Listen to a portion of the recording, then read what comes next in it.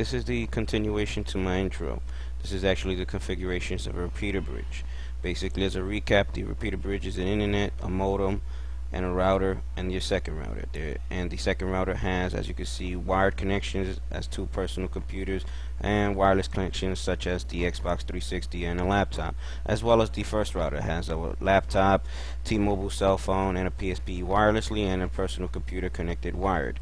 What we're going to do is we're going to first set up a standard client bridge, which is basically, as a recap, a standard client bridge means that the second router only has connections via a wired connection, no wireless connections at all. The reason we're going to do this is because if we do the repeater bridge first, you usually won't be successful. So we're going to set up the standard client bridge, then we're going to change it to a repeater bridge. I strongly recommend that you back up your settings before you even do this. Okay, I strongly suggest that because once you save those bin files to your hard disk drive, you can restore them later if something goes wrong. Basically, we're going to focus on the second router. On the second router, we're going to go ahead and set that to as factory defaults. Okay.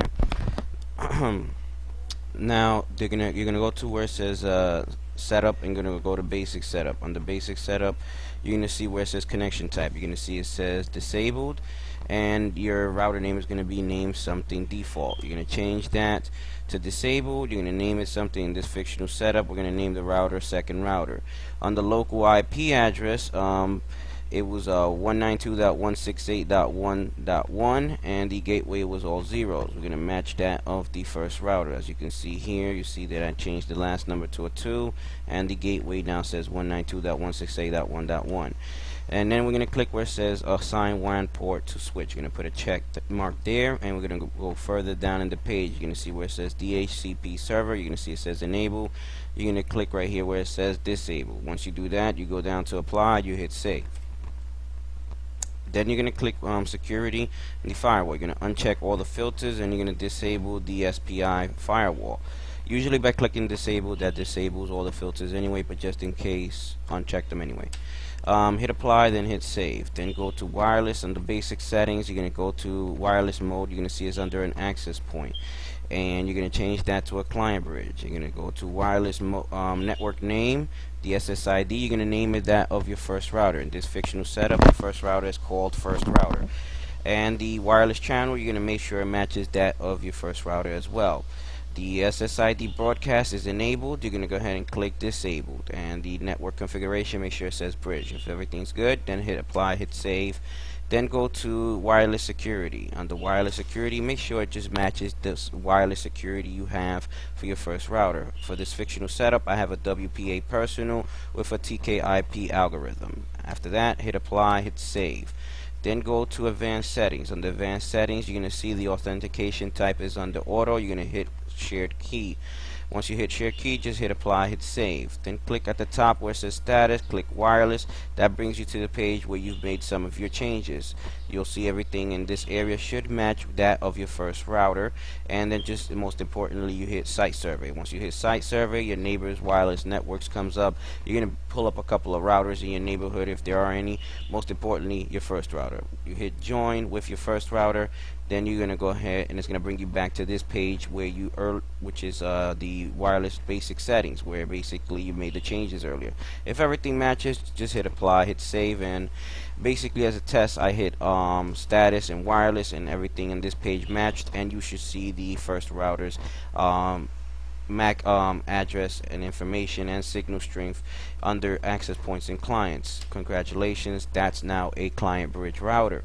That's fine if that's what you want, and you could just basically, use that router as a client bridge router. I still strongly recommend that you back up your your bin file somewhere on your hard disk drive, and you should probably name that folder client bridge.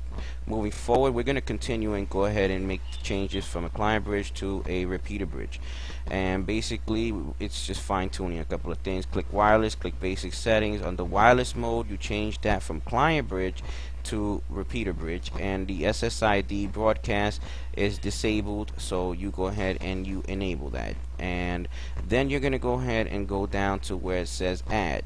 under virtual interfaces. Hit add, and that's where you're going to put in the information for your second router. This fictional setup, it's second router, SSID broadcast enabled, and the network configuration again is bridged.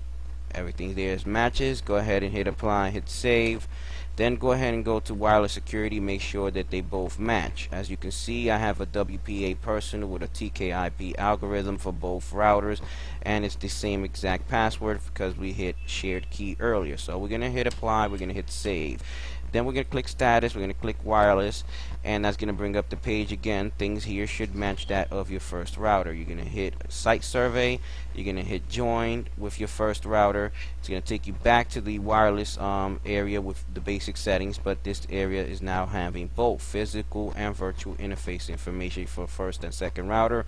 If everything is good, then just hit apply, hit save, and as a test again, click status, click wireless. It should match all of your information from earlier. Under access points and clients, you should again see your first router MAC information there, as well as your signal strength.